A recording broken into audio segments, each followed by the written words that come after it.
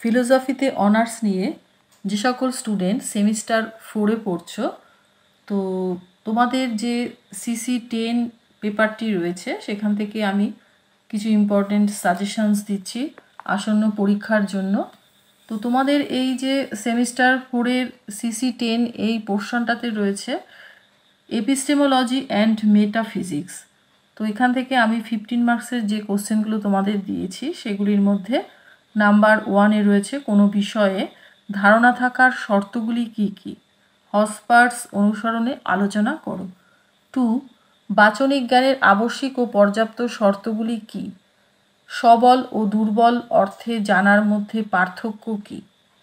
3, সত্যতা সম্বন্ধে অনুরূপতা তত্ত্বটি ব্যাখ্যা ও সমালোচনা করো। 4, সত্যতা সম্পর্কে সংশক্তিবাদের মূল বক্তব্যগুলি আলোচনা করো। 5, কারণতার নীতি কি পূর্বতঃসিদ্ধ না পরতঃসাধ্য আলোচনা করো।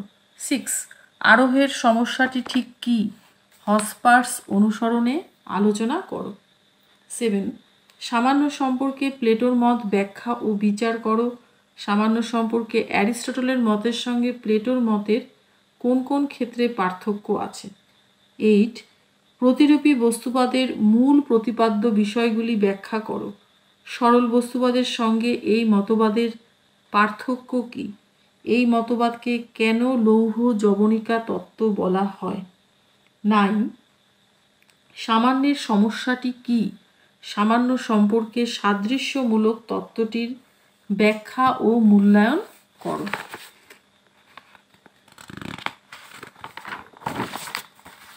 নাম্বার 10, বিশ্লেষক বাক্যের হসপার্স প্রদত্ত দুটি সংজ্ঞা উদাহরণ সহ ব্যাখ্যা করো। বিশ্লেষক ও সংশ্লেষক বাক্যের মধ্যে পার্থক্য কি গ্রহণযোগ্য, হসপার্স অনুসরণে আলোচনা করো। তোমাদের মাত্র 10টা কোশ্চেন দিয়েছি, এগুলি ফলো করলে আশা করি এখান থেকে কোশ্চেন তোমরা কমন পেয়ে যাবে। এবার আমি 5 মার্কসের কোশ্চেন বলছি। নাম্বার 1, বার্কলে কিভাবে মুখ্য ও গৌণ গুণের পার্থক্যের বিরুদ্ধে যুক্তি দিয়েছেন। 2, প্রতিরূপী বস্তুবাদের মূল বক্তব্য কি। 3, প্রত্যয় ও প্রতিরূপের মধ্যে পার্থক্য কি। 4, সত্যতা সম্পর্কিত সংশক্তিবাদে সংশক্তি শব্দের অর্থ কি। 5, সত্য হলো তাই যা কার্যকর মতবাদটি সংক্ষেপে আলোচনা করো। 6, বিভিন্ন প্রকার সম্ভাব্যতা ও অসম্ভাব্যতা দৃষ্টান্ত সহ ব্যাখ্যা করো।